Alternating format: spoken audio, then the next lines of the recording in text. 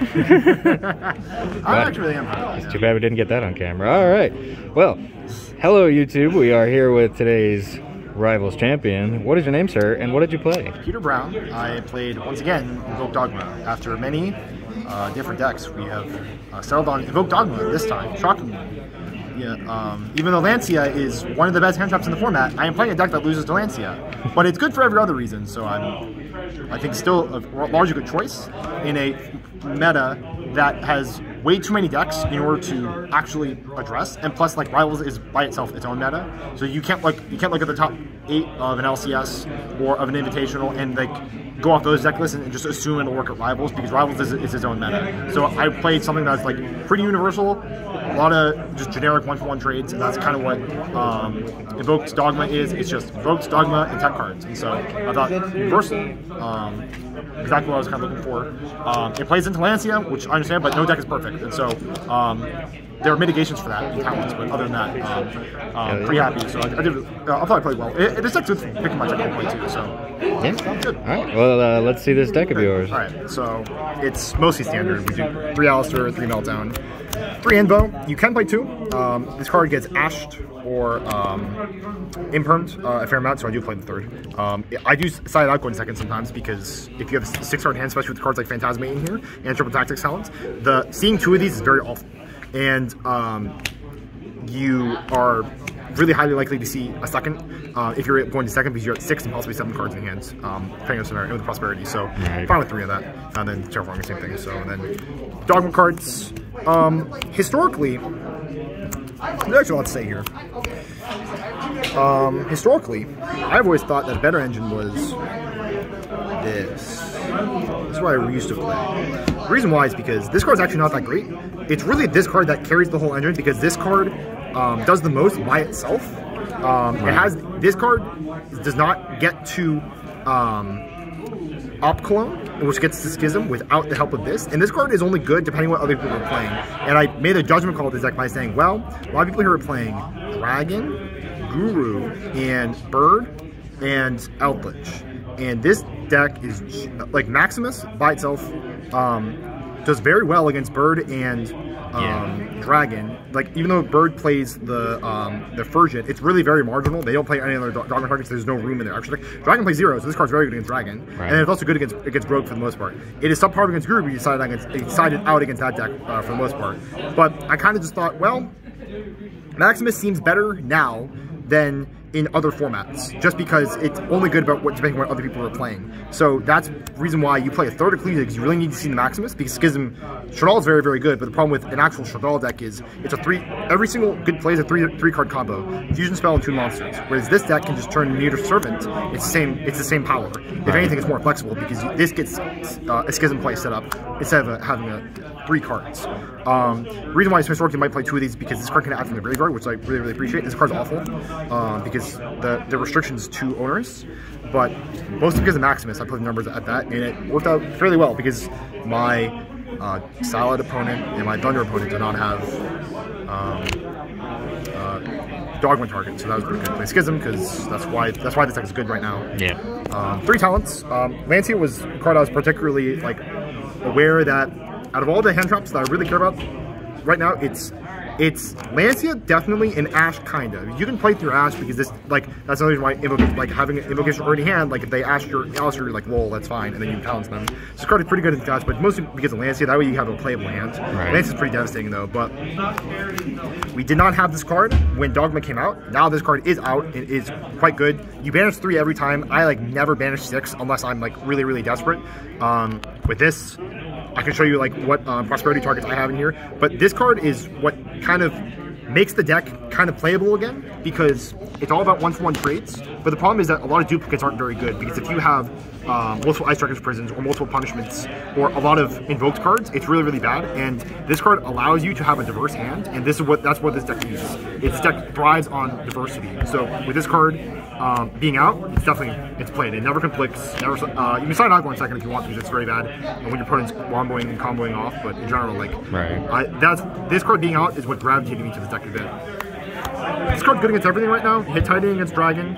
It's not that great against Lyrilisk, but it's good against Guru and Eldritch and a bunch of rogue things. So this card's pretty strong, and this is just very absurd. I'm not sure why this is here. I'm not sure why this is legal. Call by Lancia and Ash. It's also generally good against some of the cards in the meta.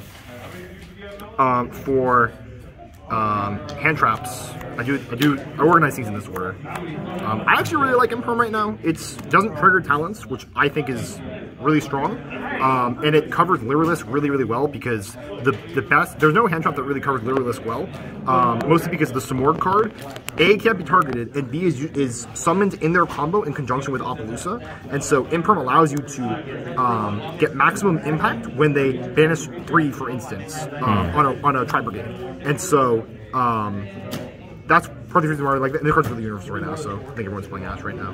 So I'm very happy that Imperm. Another reason why I think I'd play Imperm in other decks. And this card just probably best legal trap in the game. I think strong against all the top decks. Right. No, this seems much explanation. Right. So this nonsense. It's pretty standard. I guess there's one nice card.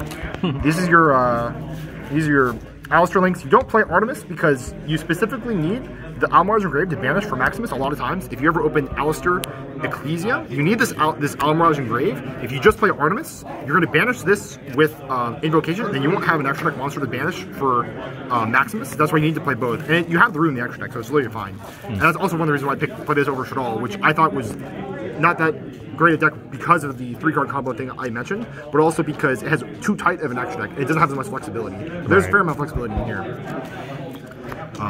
Two Makaba, Ragin, Argodius. I may not play this card ever. I really only need it against Bird. But these are the only good ones. I don't play Purgatrio, you don't need it. Purgatrio is good for killing them, but this card is better at it, especially since I play a lot of high attack fusion monsters. Any situation where Purgatrio kills your opponent, in most situations, this does the same thing.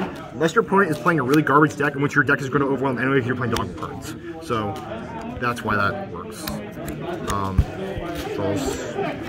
Two Entis, you don't need a second. Omega, my favorite Dogma card because it makes that punishment to an infinite.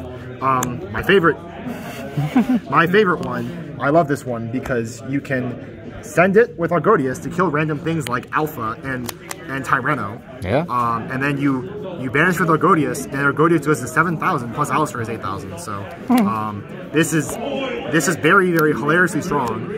Sometimes I like target the Tyranno with punishment, and they're like, "Do you have a target?" And I'm like, "Yes." and then I Argodius them and kill them. So it's because of this one you don't really need Purgatrio. It just makes Argodius into a much more like flexible card. And then BLS Link, that was the last one. Play a lot. Best Link 3 in the game. I'm not sure if there's too much to explain there. Fleur de Lis is level 8. Maximus is high level. This card's really easy to summon, and it's FTK against certain decks. Side deck, probably it takes the most amount of thought because that's where whether or not this deck is good is dependent on what you decide to put your tech cards. Right. So I thought combo is really hard for decks like this to break. I knew that this card is better now than it has been in a very long time. This card may be better now than it ever has been, but against the Lyrilisk deck summons 2 links, Dragon Link summons 3, and then a bunch of other random decks summon at least 1. And so having it inside and not in main has been really powerful because if you have it in main, if you go first, have this in hand, it's always usually dead. So, and you go first more than half the time. So I usually want this going second against those combo decks that I already struggle against because you can draw 4 against Dragon, draw 3 against the Lyrilisk deck, or the Bird Up deck, that's what I mean when I say Lyrilisk. And it's puts a big monster on board, makes your guys untargetable, and optimize your hand because remember, you're going for a diverse hand. Right. It's the same reason why Prosperity is good. So I'm glad that this card is very good right now. Good hand trap. Yeah. It's good against my deck, therefore I play it against other decks. It's also good against Lyrilisk. It's one of the most reliable hand traps. The one I feel the least good about. It's kind of risky to play both of these because a lot of these two overlap against each other. This is more specifically targeted against Dragon. This is more specifically targeted against Lyrilisk. They kind of overlap against each other, but this is more reliable, I think, in general. But I was particularly worried about combo because I think that's what something this deck is pretty weak against. If I were to swap anything for this, I'd swap this for Dark Rulers or Droplets. Probably Droplets because this deck isn't very good at OTK. So yeah, I would play Dark Rulers have Droplets because card advantage is expensive. 2 Lightning Storms, so I wouldn't lose to Guru. You can fish it out with Prosperity, which I really like. I didn't want to lose to a bunch of field wipes, so I tripled the judgment and then one trap trick. I had an extra slot. It is good against the decks where this card is really, really good against. It's good against. I have fished this out against Tribe Ambulance, but it's generally pretty good. This is the most flexible one. If I can think of a better one of, maybe Pankratops, but in general though, like, I do pretty fine against those back row decks because the slower decks, this deck does a really good job of picking apart when you do your server and stuff. So, right. That's the deck. All right, man. Well, congrats again. You got any shout outs for me? Not to Will, my friend Will here. Will's been playing Yu-Gi-Oh! For 2.5 months. Yesterday he won his first locals out of 20 people. He's nice. Hell I said last time in a dark profile that he was nice because he was good then. Now he's even better, and I think it's impressive. Like with Yu-Gi-Oh, it's such a high skill curve compared to other card games. The fact that he's like improved this much in that short amount of time is unbelievable. He got second today. He went X01, and so like I think that's an indication of like he's been playing Invoked Dogma. This is the Invoked Chevral deck that we built before.